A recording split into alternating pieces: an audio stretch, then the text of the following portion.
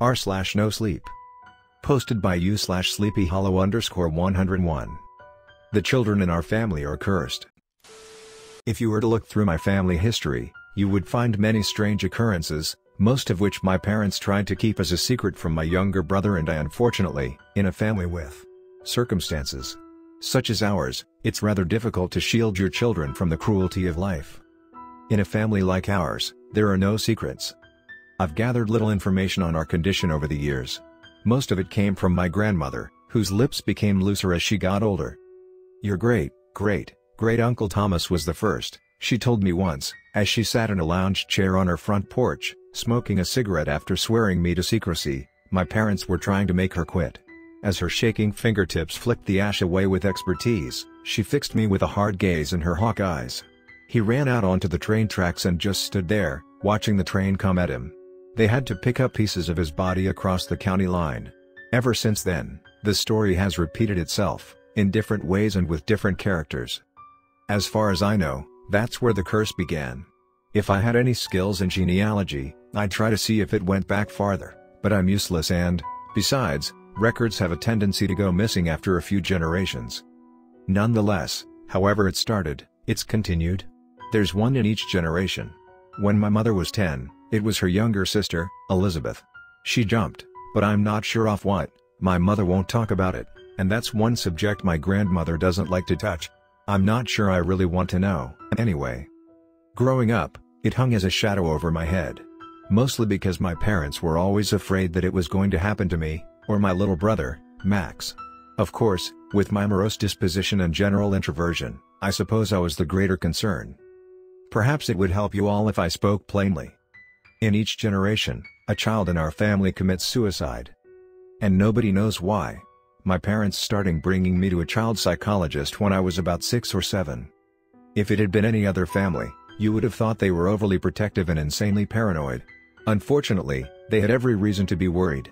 Until the time I was about 5, I was a very active, outgoing child, at least according to my mother. Then, seemingly overnight, everything changed. I stopped taking an interest in my peers and in school. I preferred to sit in my room, reading or drawing. Getting me to talk was like pulling teeth. The psychologist could find nothing wrong with me. That, of course, was intentional. I found it was quite easy to appear like a normal child in front of the good doctor. You see, I knew enough about the curse to know that I was a target. My older cousins had told me in a petty attempt to scare me. It worked, by the way. I was terrified. It seemed inevitable to me that I would at some point in the near future kill myself. I didn't want to, but the more I thought about it, the more I found myself obsessed with death. It was constantly on my mind. And that scared me even more. My parents, desperate to break the curse that followed our family, rejected the advice of the doctor to just let me be, and decided to have another baby. They thought that having a younger sibling to watch over and take care of might help bring me out of my shell. Of course, this meant they would have to worry about another child, but it became patently obvious when Max was born that he was destined to be a little ball of sunshine all his life. From the moment I set eyes on Max, I loved him. I loved him even more than I loved my parents. And I was determined to protect him, for as long as the curse allowed me to live. I never wanted to see his beautiful smile fade away into dust. Max was a delight as a little brother. He was sweet-tempered and didn't have a mean bone in his body. Oh, he liked to play pranks on me, of course, but his only goal was to make me laugh. And he always knew when I needed to laugh. Of course, the laughter stopped when I turned 11, and the nightmares began. At first, I didn't tell my parents. I didn't think I needed to. After all, they were just nightmares. But as they got worse, I knew I couldn't keep it a secret any longer. The nightmares always started the same. I was standing at the window in my room, looking out into the backyard. Standing in the tall grass at the edge of the field, I'd see a figure. It was indistinct, tall, black, with glowing eyes that seemed to burn in its face.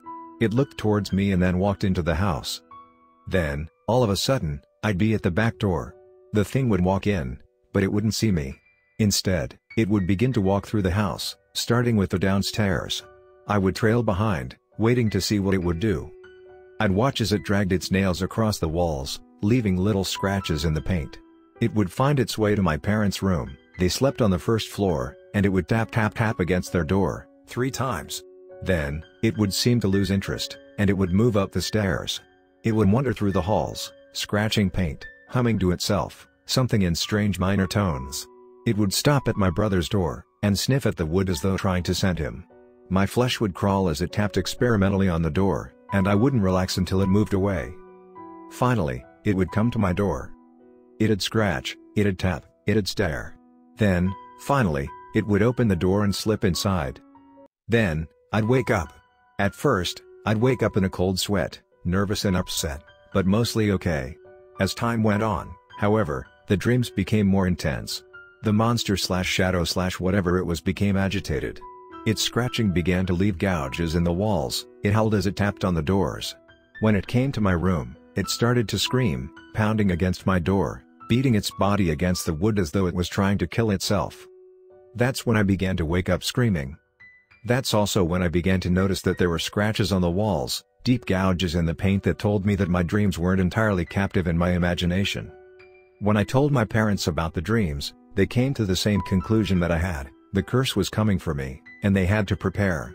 They never left me alone after that. My mother became my constant companion.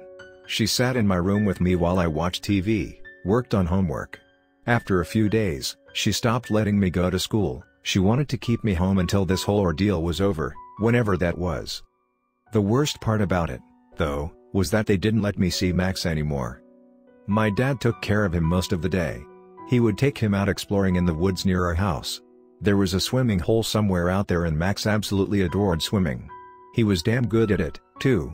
Dad kept him out of the house as much as possible while my mother guarded me obsessively. It hurt that they didn't want me near Max, but I couldn't blame them. After all, what if I somehow infected him with my bad luck? So I kept to myself. I let my mom move a bed into my room and sleep next to me each night. I tried not to sleep too much so my screams wouldn't disturb her. I lived in a hell that I couldn't keep private. It was affecting my whole family. I prayed day and night that somehow it would change. I wanted Max to live a normal life, even if that meant I was going to have to give up mine. It happened about 2 weeks after I first woke up screaming.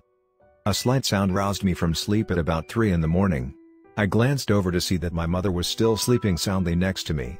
I noticed with shame that she had dark circles under those eyes. I'm the cause of that, I thought. But then the sound floated up to me again and my attention was drawn away from my mother. It was laughter, I realized, Max's laughter. What was he doing up so late? I was suddenly filled with apprehension. I practically leapt out of bed, intent on racing to my brother's rescue, not that it sounded as though he needed any rescuing.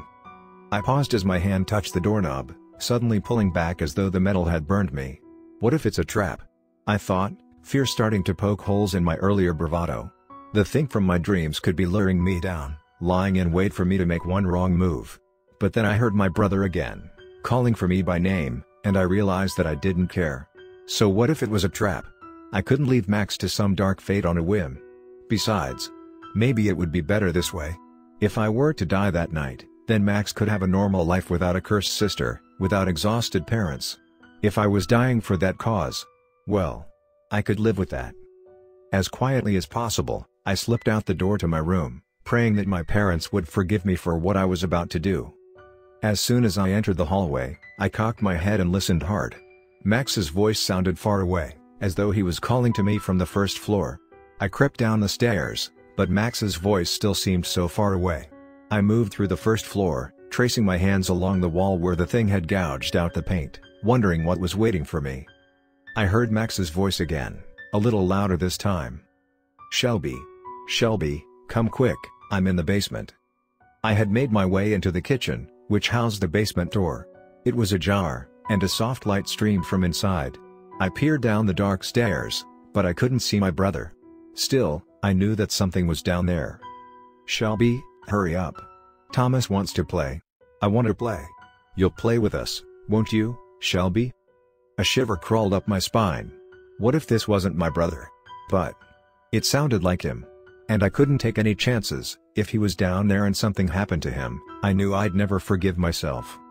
Taking a deep breath, I started down the stairs.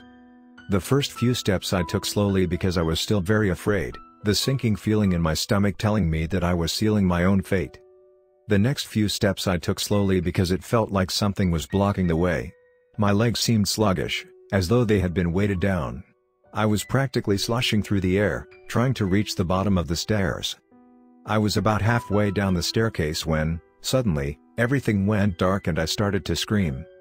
When I opened my eyes, I was in my father's arms, being pulled out of the swimming hole in the woods. I was soaked all the way up to my chest, and I shivered as he pulled me into his arms. My mother was screaming, my father was answering her, and I was dreadfully confused. "What happened?" I asked, grabbing my father like a lifeline. "Your mother woke up and you were gone. The door was open and we came out here on instinct. We saw you walking into the water, trying to drown yourself." "No." I gasped, certain they'd misunderstood. "You don't understand, I must have been dreaming. I thought I was walking to the basement." "Shelby? Shelby, where is your brother? He wasn't with your father when we woke up." "And Max?" I asked, fear gripping my throat. "We thought he may have followed you," explained my father. I shook my head. "No, Max is in the basement. That's why I was." My explanation was cut off by my mother's scream. My father's gaze followed to where she was pointing, and he gasped, his entire body going rigid. I turned to look, but he clasped his hands over my eyes. Still, it was too late, because I'd already seen what had caused them such alarm. My brother was floating face down in the water. My brother was 5 years old when he died. I still remember the tiny coffin my parents bought for him. It was so small, it looked like a doll's coffin. I like to imagine it was, because then I could forget what was really inside it. My poor, baby brother. His death did something to my parents, made them different. They both became distant, closed off. They didn't talk much to each other anymore, or to me. They blame me for what happened, I think. Only in their heart of hearts, in secret places they don't allow anyone to look. But I can feel it all the same. That if I hadn't taken up so much of their attention, so much of their time, maybe they could have saved Max before it was too late. When Max died, I made a promise to myself that I'd never have children, never even have sex with man to eliminate the very possibility of children. It's almost lucky for me that I am a lesbian. A few of my partners have wanted to adopt. I leave them if they so much as mention it. I won't subject a child to a family like this. Sometimes, in the dead of night, I pull out the pistol that I bought for protection when I moved to the city. I look into the barrel and wonder if it would hurt, tasting lead in the back of my throat. I wonder if it would be as painful as drowning. I always put it away before it gets to that point, but every time I lock the gun safe, I hear Max calling out to me once more. "You'll play with us, won't you, Shelby?"